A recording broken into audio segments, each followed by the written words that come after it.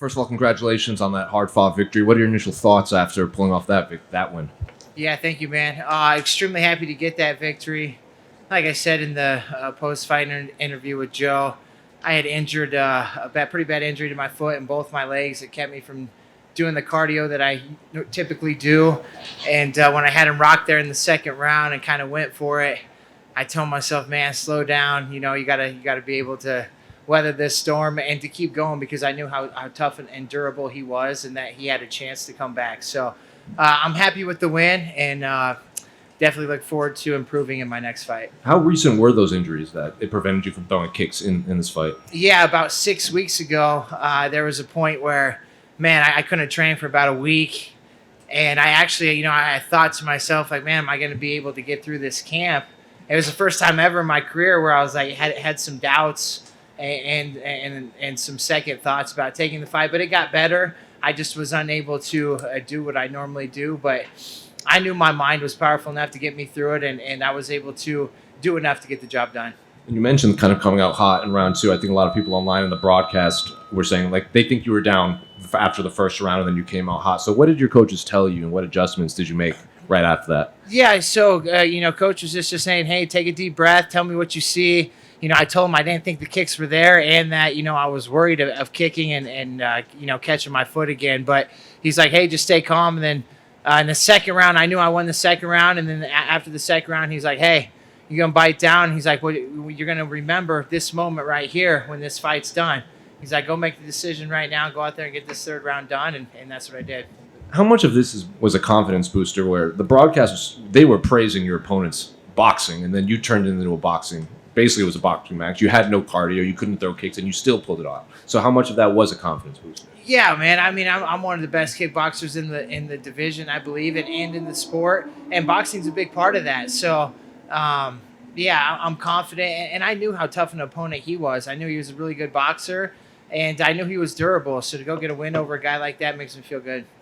Technique-wise, you kept like flicking your right hand up in the third round, and I think you kind of looked at it and you would kind of pop a jab in there. Was that on purpose? Like, what was when you were just kind of flicking your hand up? Yeah, that was something I did a little bit more my last fight, just trying to throw a distraction, kind of feeling myself. And I tried it one time, and right after that, I caught him really good. So then I kind of stuck with it a little bit. And it's just a distraction, get him thinking about one thing and throw another.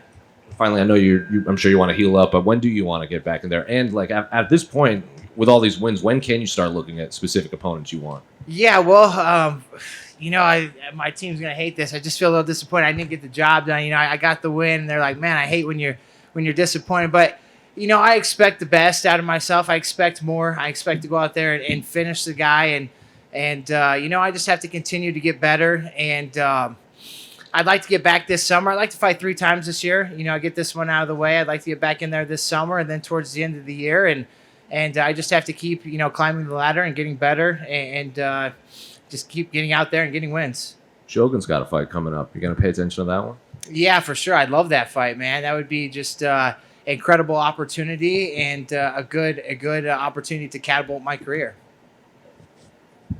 With that injury 6 weeks out, at any point is the team sort of saying, Dustin, do you really want to go through this? Or do they just put it on you and say, if you're ready to go, we'll do what we need to do to get you there? Yeah, they trust in me. They see me every day. So I had a couple buddies be like, hey, man, do you need the money? I'm like, no. He's like, well, you should think about it. I was like, well, we got plenty of time. I was like, we got plenty of time to just weather the storm and, let me see how, the next week goes. Like I said, there was like 5 days I couldn't train and got back in there, had to tape it up to get through training. But, I'm a veteran. Half of the battle is just getting through it mentally. And I think, my mind's very strong at this point in my career, so I knew I'd be good to go.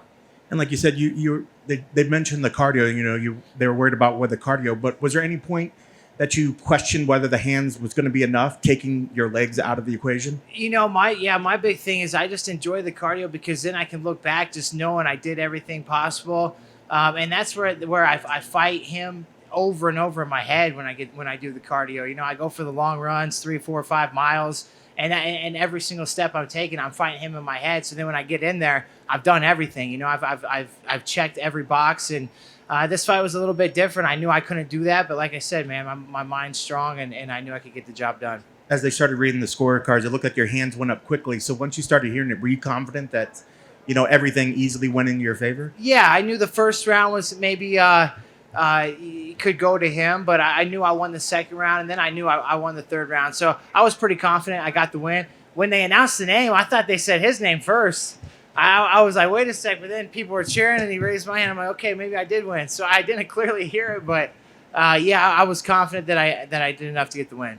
And now the immediate is just to give yourself enough time. You're not going to rush back just to make sure that you're 100% healed up. And Yeah, I just need to heal up and take care of these both my feet, my legs, and excuse me, I was chugging. I was leaking quite a bit, so I chugged a body armor, and things get me. But yeah, man, I just got to heal up, and then I'll be back in the gym helping my teammates. I'll be back here next week with Cody Brundage. He's got a big fight next weekend at the Apex that we've been preparing for, and it's time for him to go out there and get the victory.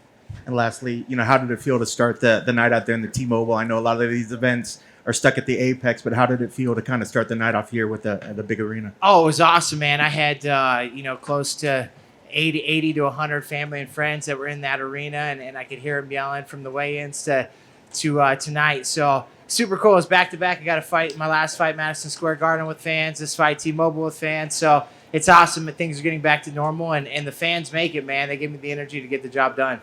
Congrats on the victory. Thank you, man. Hey, Dustin, back here.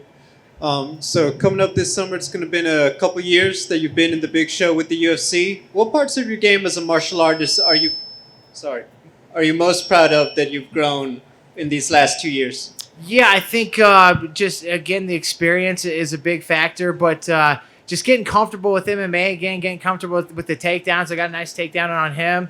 And, these guys, I train with them all the time, man. I'm a pretty good grappler and pretty good at defending wrestling and getting submissions. I just don't do that a lot in the octagon. I need to continue to build my confidence in order to do that. And as you can see tonight, the second and third round, I was able to take control on him on the cage work. I feel like that's getting better each time. Congratulations. Thank you. Over here, I've got a question. Are you interested at all in a rematch with Kutalaba? Yeah, absolutely. I mean, I thought that I did enough to win that fight, but again, I took that fight on 8 days' notice.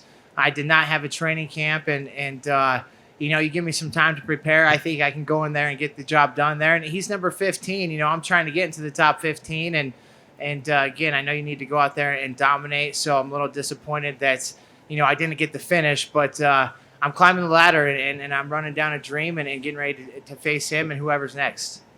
Fantastic. Thank you. Thank you. Hey, real quick, guys, I want to give a big shout out to Marshall Rogan Inu. It's a crypto project that's taking care of the fighters. You invest in the coin, they invest in the fighters, the stock goes up. So, that was one of my biggest sponsors. I'm very thankful for those guys and for what they're doing for the crypto project and for the sport.